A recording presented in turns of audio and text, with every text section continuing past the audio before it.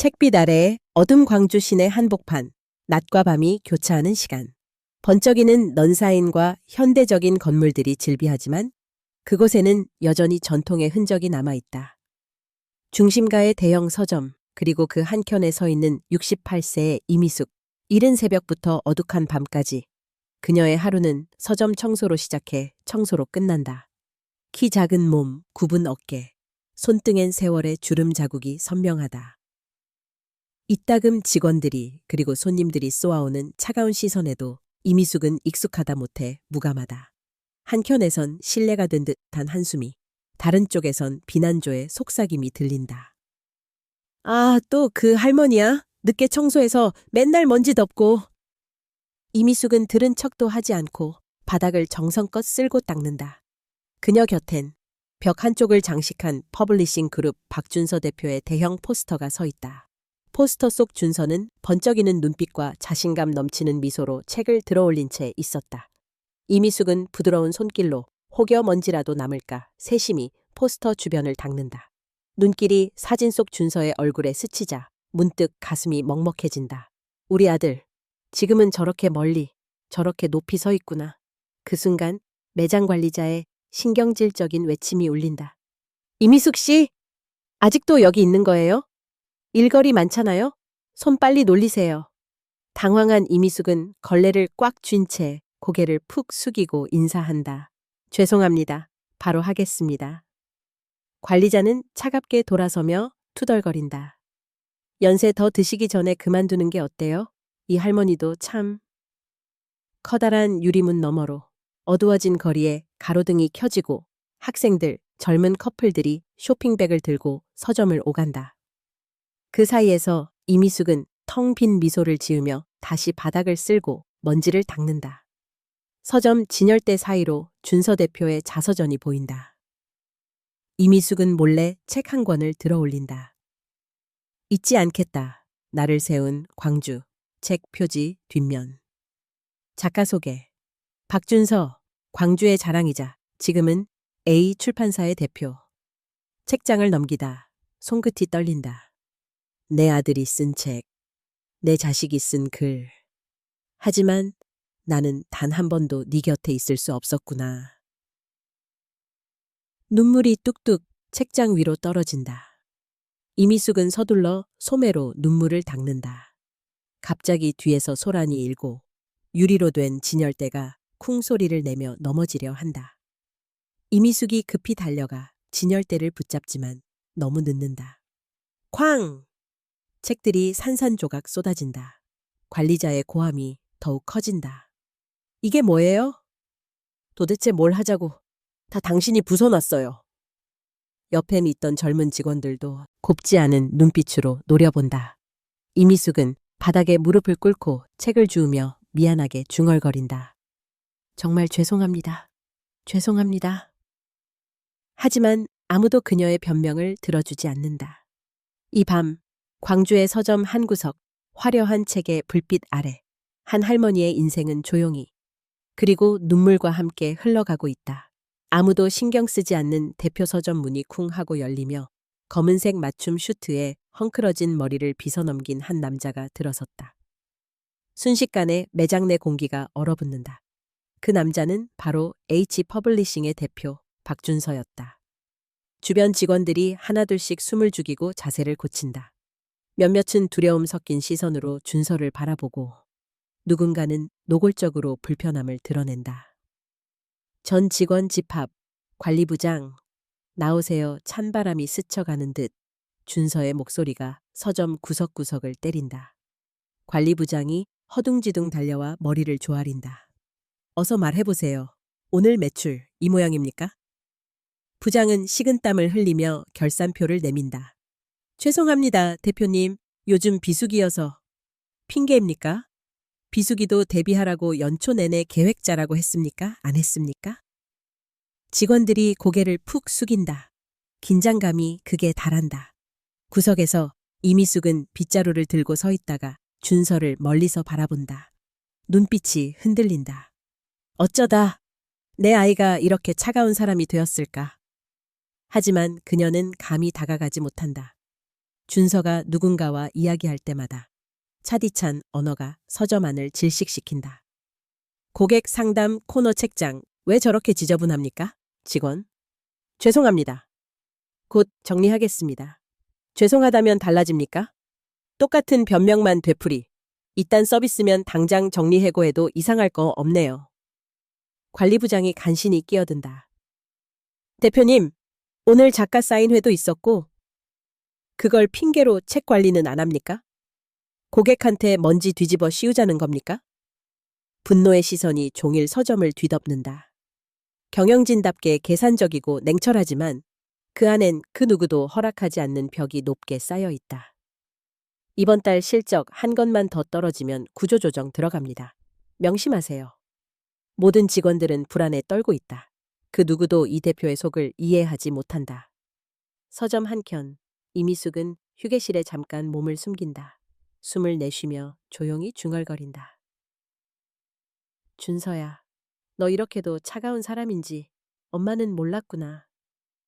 그때 한 젊은 직원이 이미숙에게 속삭인다. 할머니, 대표님 아세요? 저렇게 무서운 사람 처음 봐요. 기계 같아. 감정도 없고. 이미숙은 눈빛을 떨군다. 아, 그래도 저렇게 힘들게 오르지 않았겠니. 잠시 후 준서는 순찰하듯 서점 전체를 살핀다. 모든 것을 지배하려는 듯한 시선. 미간의 절대적 권위감. 이미숙이 먼지 닦던 포스터 앞에 다가온다. 준서와 이미숙, 불과 1미터 거리. 준서는 자신의 얼굴이 새겨진 포스터를 쓱 보더니 직원에게 말한다. 이 포스터 빛바랬네요. 새 걸로 교체하세요. 관리 똑바로 하시고요. 이미숙은 몸을 움찔하며 슬쩍 준서를 바라본다. 잠깐 준서가 이미숙을 쳐다본다. 두 눈이 마주친다. 준서, 지금 일하시던 분 이름이 뭐죠? 이미숙, 작게 떨리는 목소리. 이미숙입니다. 대표님. 잠시 정적. 준서는 별다른 말 없이 고개를 끄덕인다. 깔끔히 해주세요. 불필요한 실수, 용납하지 않습니다. 그가 지나가자 이미숙의 숨결이 거칠어진다. 밖으로 나와 담배를 피우는 준서. 깊은 밤, 번화가 불빛에 얼굴이 잠시 비친다. 전화 받으며 차가운 음성. 지금 이 서점 루머 떠돕니다. 관리소 홀, 직원 불성실. 다 정리해버리세요. 감정 줄 일도 없습니다. 괜한 동정, 나한텐 사치입니다. 전화기 너머 상대의 목소리가 떨린다. 예, 알겠습니다, 대표님. 서점계의 냉혈한, 아무도 쉽사리 가까이 할 수 없는 남자. 박준서의 세상엔 아무도 없는 것 같았다. 지울 수 없는 과거 깊은 밤, 허름한 다세대 주택 골목 끝. 이미숙의 방 안에는 밝지 않은 스탠드 불빛만이 덩그러니 켜져 있다. 방 안은 고요하지만 미숙의 내면은 소용돌이치고 있다. 책상 위에 오래된 우편 봉투, 닳고 낡은 작은 손수건, 그리고 한 장의 흑백 사진. 사진 속엔 어린 소년 하나, 해맑게 웃는 얼굴. 미숙은 떨리는 손으로 사진을 매만지며 울듯 속삭인다. 준서야, 엄마가 진짜 미안하다. 그녀의 뇌리에 40여 년 전에 처절했던 광경이 번개처럼 스쳐간다. 붉고 황량했던 광주시 외곽 달동네. 한겨울에 살을 내는 찬바람. 문틈을 뚫고 불어들던 거친 외풍. 플래시백. 과거 장면, 며칠째 굶주린 채 끙끙 앓던 내 살배기 준서가 기침을 하며 미숙 품에 안겨 눈물을 글썽인다. 엄마, 배고파. 미숙은 떨리는 목소리로 애써 미소를 지어 보인다. 준서야, 조금만 참자. 조금만 있으면 엄마가 맛있는 거 사올게. 하지만 실상은 방 구석에 쌀 한 톨 남지 않았다. 남편은 이미 빚만 남기고 도망쳤고 집주인은 오늘도 문을 쾅쾅 두드린다. 이미숙, 월세 내라. 하루만 더 미루면 내쫓는다. 미숙은 문 앞에 무릎을 꿇고 빈다. 제발 조금만 더 이 아이만이라도 제 남편이 정말. 그러나 집주인의 대답은 냉혹하다. 변명하지 말고 당장 돈 내. 아니면 당장 꺼져. 그녀는 눈물 범벅인 얼굴로 아이를 품에 더욱 꼭 끌어안는다. 그날 밤 이웃집 아줌마가 덧없는 조언을 한다. 이렇게 굶기느니 차라리 고아원 보내. 거기선 밥이라도 주지 미숙. 아니야. 내가 내 손으로 내 새끼를 보낼 수가 없어. 아줌마, 자식 죽이면 네가 살인범 된다. 그래도 고집 피울래? 고열에 시달리며 잠든 준서를 바라보며 미숙은 자책하며 가슴을 치며 운다. 내가 이럴 자격이 있나? 나 같은 게 엄마래? 그날 새벽 미숙은 아이를 품에 안고 떨리는 다리로 고아원의 앞에 선다. 찬바람이 옷자락을 핥힌다. 고아원 문 앞 울음을 삼키며 아이의 손을 꼭 잡는다. 엄마, 어디가? 나 안 가. 엄마랑 있을래. 미숙은 눈물범벅이 된 얼굴로 아이의 뺨을 어루만진다. 준서야, 사랑해. 꼭 다시 데리러 올게. 미안하다. 미안해. 그녀는 큰 소리로 엉엉 운다. 아이의 울음소리에 하늘까지 후벼 파는 듯한 절규. 현재로 돌아온다. 이미숙은 사진을 가슴에 꼭 안은 채 흐느낀다. 그때 다른 선택이 있었을까? 내 새끼. 나쁜 엄마. 평생 용서 못 받아도 돼. 그냥 한 번만이라도. 내 얼굴만 더. 바깥에선 누군가의 발소리가 스친다. 하지만 그녀의 고단한 삶은 방 한켠, 흔들리는 전등 아래에서 옛 자책과 슬픔으로 계속 맴돌고 있다. 보이지 않는 대립, 최근 서점 안에는 불안이 감돌고 있다. 저기 봤어? 이번에 매출 또 떨어졌대. 혹시 문 닫는 거 아냐? 직원들끼리 작게 속삭이고 모두의 표정엔 초조함이 떠돈다. 이미숙도 그 소문을 들었지만 오늘은 기분이 더 뒤숭숭하다. 평소처럼 청소를 하던 도중 한 여성 직원이 높이 쌓인 책더미에 발을 헛디뎌 휘청인다. 아스! 두꺼운 책상자가 아래로 쏟아질 순간 이미숙이 본능적으로 달려가 여직원을 끌어당긴다. 조심해요. 소리와 함께 책들이 바닥에 쏟아진다. 여직원은 놀란 얼굴로 숨을 고른다. 정말 감사합니다, 아주머니. 아니었으면 크게 다칠 뻔했어요. 그때 매장 안이 순식간에 조용해진다. 박준서 대표가 날카로운 눈빛으로 들어선다. 모든 직원들이 숨죽이며 그를 지켜본다. 준서는 상황을 순식간에 파악한다. 여기서 무슨 일입니까? 관리부장이 서둘러 다가온다. 아, 대표님, 방금 사고가 좀 곧 정리하겠습니다. 준서는 주변을 돌며 난장판이 된 책과 바닥을 날카롭게 살핀다. 그의 시선 끝에 이미숙이 서 있다. 미묘한 침묵, 두 사람의 눈이 잠시 마주친다. 준서, 이 서점 일 하나 제대로 못합니까? 직원들에게. 누가 여기 정리 담당입니까? 직원 한 명이 이미숙을 가리킨다. 청소는 이미숙 아주머니가 맡고 있습니다. 준서의 표정이 더 차가워진다. 청소부, 이름이 뭐죠? 이미숙은 작게 떨리는 목소리로 대답한다. 이미숙입니다. 대표님. 준서는 한참 동안 무표정한 얼굴로 그녀를 뚫어지게 바라본다. 직원들이 긴장해 숨도 쉬지 못한다. 그가 짧고 단호하게 말한다. 일 제대로 하세요. 다음엔 이렇게 넘어가지 않습니다. 그는 등을 돌리고 매장 밖으로 걸어 나간다. 직원들은 안도와 두려움이 뒤섞인 표정으로 서로를 바라보고 여직원은 조심스럽게 이미숙에게 고마움을 표한다. 아주머니, 진짜 감사합니다. 저 밥이라도 사드릴게요. 하지만 이미숙의 시선은 여전히 문 너머 냉정하게 사라진 아들의 뒷모습에 머물러 있다. 그 눈빛엔 미련과 후회, 그리고 벅찬 슬픔이 또렷이 새우며 있다. 묻혀버린 진실 시간이 흐를수록 서점 안의 공기는 더 싸늘해졌다. 수군거림과 한숨이 진열대 틈을 맴돌고 미숙은 바닥 청소 쏘를 세게 쥔 손에 힘이 들어갔다. 매출 하락, 구조조정 소문, 그리고 그 모든 불안의 화살은 가장 연약한 노인, 자신을 향하는 듯 했다.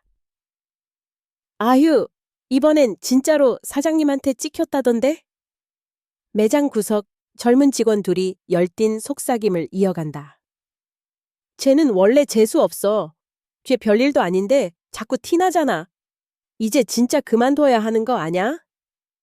미숙은 바닥에 떨어진 먼지를 닦으며 그 목소리를 못 들은 척한다. 하지만 쏟아지는 시선과 뒤따르는 비아냥은 등을 서늘하게 관통한다. 저녁 무렵 관리자가 다가와 냉랭한 목소리로 말한다.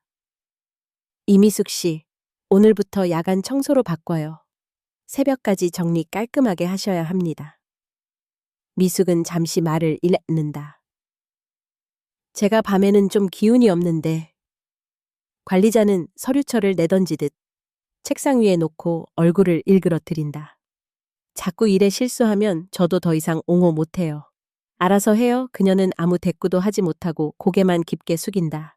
이제 해가 지면 마른 목과 쑤시는 어깨를 부여잡고 인적 드문 서점 구석구석을 돌며 묵묵히 구석을 닦아야 한다. 밤 11시 서점 형광등 불빛만 켜진 고요한 공간. 진동 벨소리에 미숙은 깜짝 놀라며 먼지가 낀 휴대폰을 확인한다. 아무 연락도 위로도 없었다. 이 나이에 왜 이렇게까지 살아야 하나. 작은 한숨과 함께 기침이 터진다. 몸살 감기가 오래된 듯 마른 기침 소리가 밤을 뚫고 퍼진다. 청소를 마치고 돌아가는 골목길. 바람이 스미는 베란다 구석, 오래된 단칸방. 창문 밖에는 형광등 깜박임뿐 엄마의 자리에는 쓸쓸함만 가득하다. 늦은 밤 미숙은 아무도 없는 방에 앉아 작은 스탠드 아래에서 한 장의 편지를 쓴다. 흐린 송글씨다. 준서야, 지금 넌 나를 기억 못하겠지. 하지만 엄마는 네가 광주에서 첫 발을 디뎠던 날, 너의 작은 손을 잡았던 그 순간을 잊지 못한다. 네가 이렇게 큰 어른이 될 줄도, 내가 널 저버릴 줄도 몰랐다.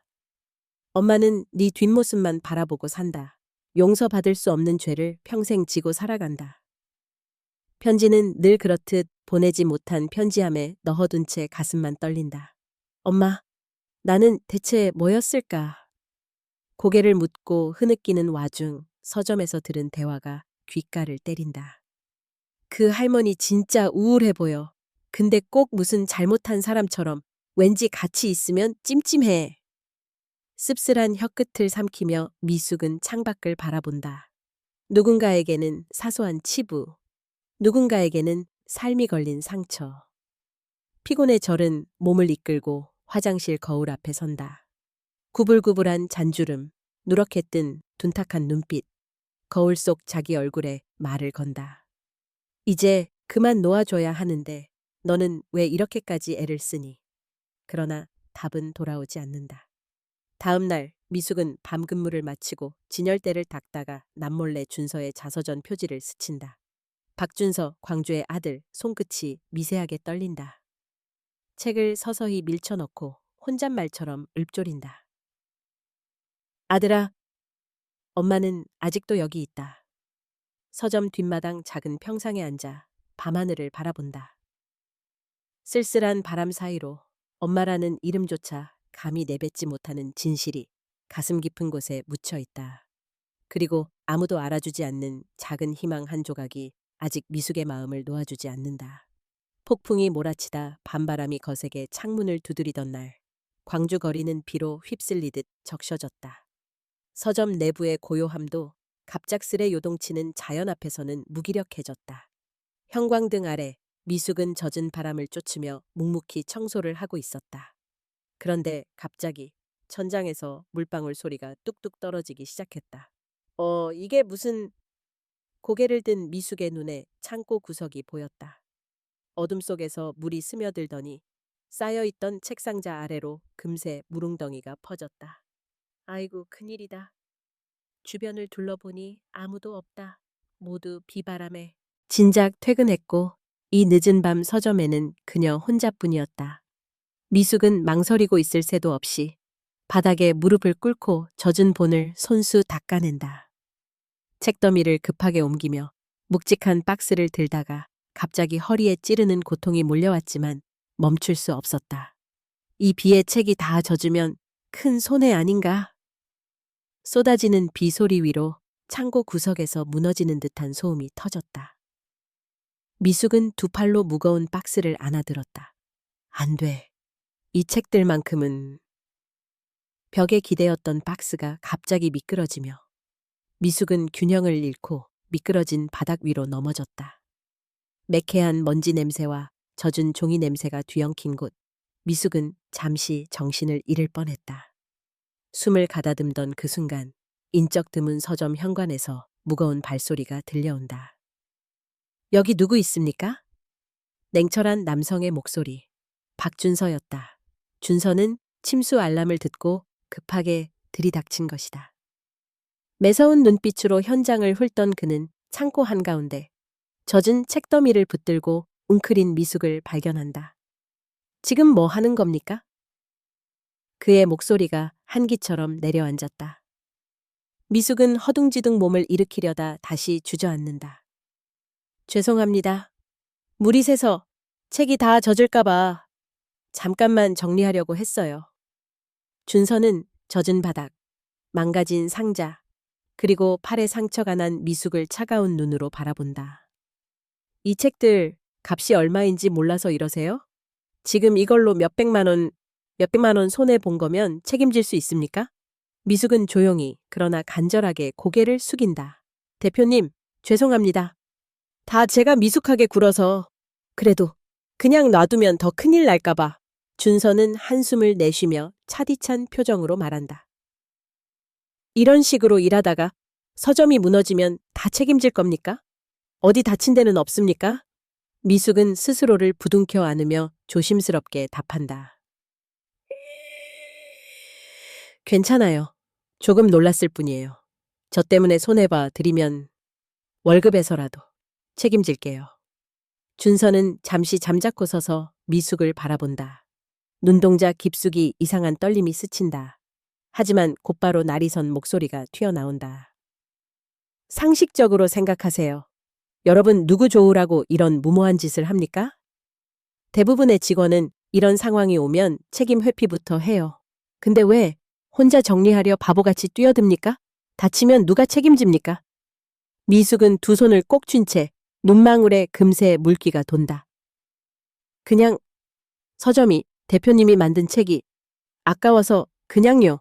저는 여기가 너무 소중해서 죄송합니다. 다시는 이런 일 없게 조심할게요. 준서는 심기가 불편하다는 듯 고개를 저으며 자리를 뜨려 한다.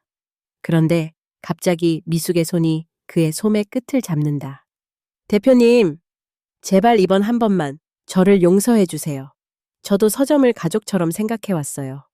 실수였다면 모든 벌을 달게 받을게요. 단 한 번만. 잘릴까 너무 두려워서. 그 절절한 읍소에 잠시 주춤하던 준서의 눈에 미숙의 눈물이 어렴풋이 스며든다. 하지만 준서는 고개를 단호히 젓는다. 이 일은 용납할 수는 없습니다.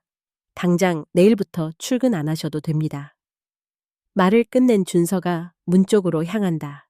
미숙은 축 처진 어깨로 바닥에 주저앉는다. 그의 등 뒤로 흐느끼는 목소리가 소리 없이 번진다. 한 번만 더. 제발요. 폭풍우가 몰아친 밤, 광주 서점 한가운데 미숙의 마지막 자존심과 희망도 처절하게 쏟아지는 비처럼 쏟아져 내렸다. 되살아나는 기억 찬바람이 스미는 새벽, 이미숙은 잠도 잊은 채 낡은 벤치에 앉아 있었다. 축 처진 어깨로 허공을 바라보며 손에는 오래된 일기장이 쥐어져 있다. 그녀는 떨리는 손끝으로 천천히 책장을 넘긴다. 오늘은 네 번째 생일.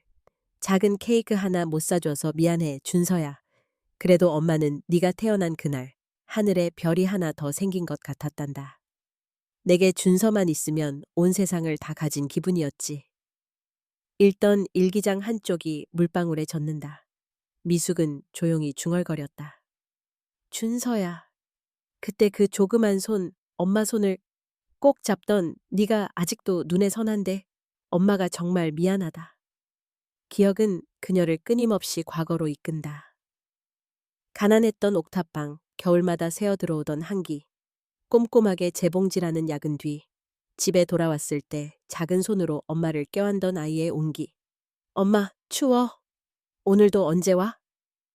조금만 참자.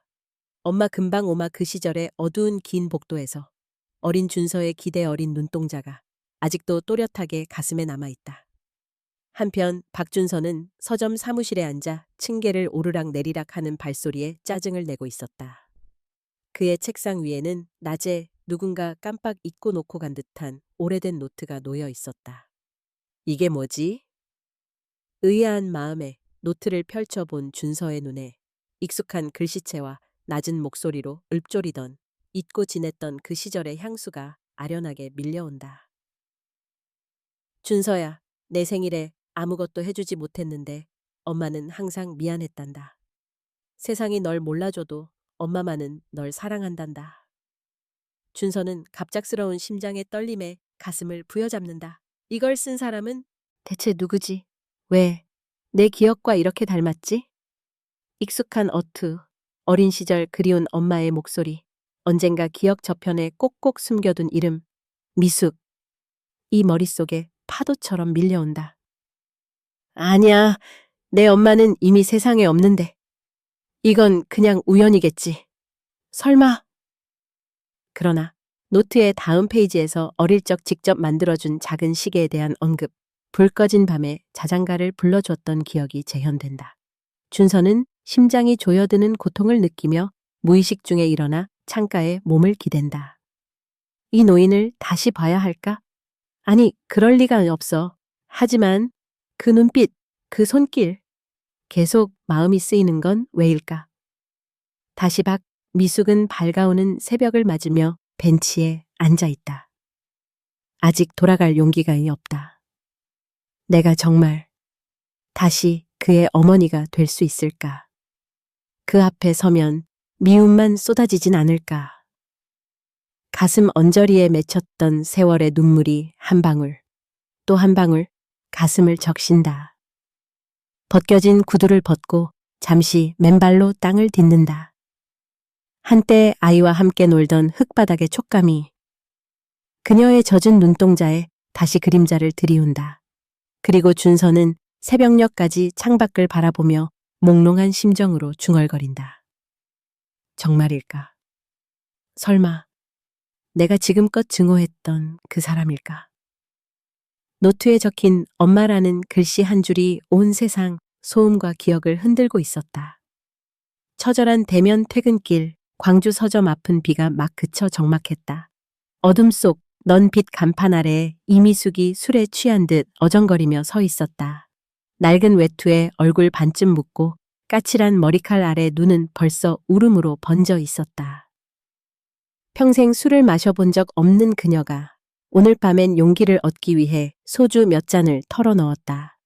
그녀는 두 주먹을 불끈 쥔 채 서점 문 앞에 주저앉아 힘없는 목소리로 중얼댔다. 박준서, 네가 이렇게 멀리, 이렇게 높이 오를 줄. 엄마는 한 번도 상상 못했단다.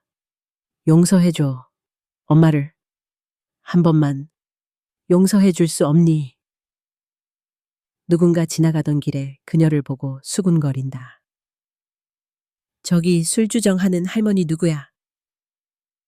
쫓아내야 하는 거 아냐? 미숙은 신경 쓸 여력도 없이 두 손으로 얼굴을 감쌌다. 한참 후 서점 문이 벌컥 열리며 준서가 나온다. 소란으로 불려나온 그의 얼굴은 피로와 짜증이 엉켜 있다. 여기서 무슨 짓입니까? 준서의 차가운 목소리가 골목에 울린다. 미숙은 힘을 다해 일어서더니 떨리는 입술로 외친다.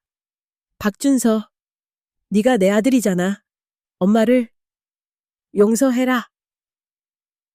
그 한마디에 주변 사람들이 놀란 듯 눈길을 돌린다. 준서는 얼굴을 찡그리고 군중 속 어디선가 거짓된 희망을 찾으려 한 듯 미숙을 노려본다. 누구야? 감히 내 이름과 내 엄마를 입에 올려? 둘 사이의 공기는 쩍 갈라진 얼음처럼 날카롭게 긴장된다. 미숙은 길바닥에 무릎을 꿇고 오열한다. 진짜야. 너를 버리고 살 수밖에 없었던 그 죄. 용서받지 못할 죄. 그래도 단 한 번만 엄마라고 불러줄 수 없니? 주변에 사람들이 점점 모여 웅성거린다. 저 사람 진짜 저 대표님 어머니야? 설마 저렇게 울 수가 있나? 저 할머니 혹시 미친 거 아냐? 준서는 분노에 휩싸여 미숙에게 소리친다. 당신 지금 이러면 내가 무슨 반응을 보여야 합니까? 내가 바보로 보이나요? 함부로 남의 신분을 도용해서 그때 미숙의 절규가 골목을 완전히 메운다. 준서야, 엄마가 정말 미안하다. 평생 나는 네 이름만 부르고 살았다. 밥도 먹지 못해도 잠도 못 자도 나는 네 엄마란 이름으로 이렇게 살아왔는데.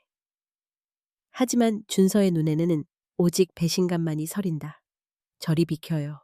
2번 다시 내 앞에 나타나지 마세요. 지금이 마지막입니다. 미숙은 허공을 붙잡듯 2 손을 내민다.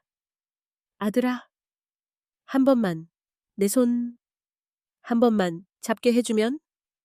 떨림 가득한 음성, 어릴 적 단 한 번 놓은 아들의 손을 지금이라도 잡으려는 듯. 그 순간, 군중 중 누군가 경찰을 부르려 한다. 소란스러운 분위기 속에서 준서는 오랜 갈등 끝에 미숙의 손목을 강하게 잡아 서점 안쪽 작은 사무실로 끌고 들어간다. 사무실 문이 닫히자 2 사람만 남은 공간에 숨막힐 듯한 침묵이 흐른다. 준서는 차디찬 목소리로 묻는다. 누구입니까? 왜 이런 짓을 하는 겁니까? 오로지 관심을 끄려고 연극을 한 겁니까? 미숙은 눈물을 닦으며 떨리는 목소리로 말한다. 정말이야. 네가 내 아들이란 걸 다 설명할 수 있어. 네가 어릴 적 강가에서 넘어졌던 상처도, 네가 싫어한 당근볶음, 네 첫 자전거 다 기억하고 있어. 준서는 이를 악문 채 고개를 돌린다. 그만. 내 엄마는 이미 오래전에 죽었습니다. 난 내가 아들을 버린 여자를 엄마라고 부를 이유가 없습니다. 미숙은 의자에 주저앉아 자신의 가슴을 쥐어뜯으며 흐느낀다. 그래도 네가 나를 미워해도 좋아. 죽도록 원망해도 좋아. 그래도 네 얼굴을 한 번만 엄마의 눈으로 보고 싶었어. 준서는 한동안 말이 없다. 고요한 방 안에 그녀의 흐느낌만이 퍼진다. 밖에서는 여전히 군중이 웅성거리고 밤은 점점 깊어진다. 사무실 작은 창으로 짙은 어둠이 내려앉는다. 그 어둠 속에서 미숙의 절규와 준서의 혼란, 둘 사이에 남은 오랜 벽이 차갑게 흔들리고 있었다. 진실이 드러나다 좁은 사무실 안 공기는 나이프처럼 날카로웠다.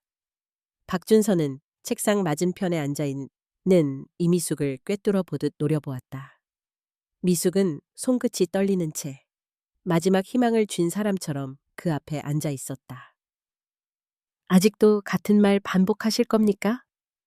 준서가 차갑게 쏘아붙였다. 이런 감상적인 얘기로 내 마음이라도 움직일 줄 알았습니까? 아무 증거도 없이 그냥 엄마라니 어이가 없군요. 미숙은 짧게 한숨을 내쉬었다. 내가 왜 거짓말을 하겠니? 내가 살아온 40년, 너를 그리워한 하루하루가 다 증거야. 너를 떠날 수밖에 없었던 그날 이후 나는 매일 너에게 편지 썼다. 준서는 불쾌하게 눈살을 찌푸린다. 만약 진짜라면 그걸 증명해보세요. 나에 대해 아는 게 뭐죠? 아니면 무슨 유치한 소품이라도 있어요?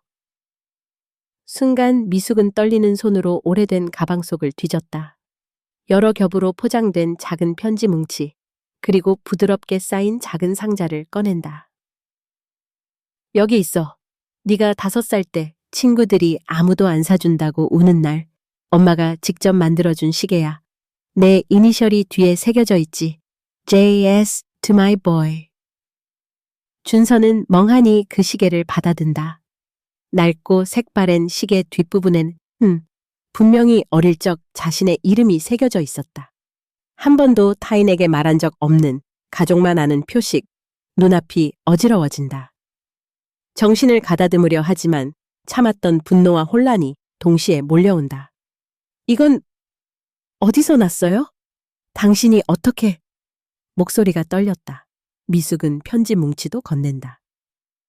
여기 있는 편지는 다 내 생일마다, 그리고 네가 학교에 입학하던 날, 감기 한 번 앓던 날, 엄마가 매일 밤마다 썼던 거야. 한 번도 보내지 못하고 가슴에만 묻었던 편지들이야. 내 이름, 네가 좋아한 만화책, 네 어릴 적 버릇까지 다 적혀 있어. 준서는 천천히 손끝으로 편지를 넘겨본다. 준서야, 오늘은 네가 유치원에서 처음 상을 받던 날이구나. 엄마는 오늘도 네 생각만 하다 밤을 샜다. 숨이 막혔다. 어릴 적 희미한 기억이 서서히 떠오르기 시작했다. 너무 오래 참아왔던 그리움, 그리고 동시에 밀려드는 배신감. 준서는 이를 악물고 미숙을 노려본다. 왜 이제 와서, 왜 하필 지금 내 앞에 나타난 거죠? 혼자 아프고 혼자 미안했다면서 나는 한 번도 용서한 적이 없으니까. 미숙은 머리를 깊게 숙인다. 용서받고 싶어서 온 거 아냐. 너를 보기 위해 오직 그 마음 하나 때문에. 내가 어떻게든 살아남은 것도, 이렇게 네 앞에 돌아올 수 있었던 것도 다 너 덕이야. 준서는 편지와 시계를 책상에 내던졌다. 내 인생을, 내 시간과 감정을 아무렇지 않게 흔들 수 있을 거라고 생각하지 마세요. 나는 지금껏 버려진 아이로, 상처받은 사람으로만 살아왔어요. 미숙은 흐느끼며 마지막 카드를 내민다. 그렇다 해도 딱 한 번만 내 말을 들어줘.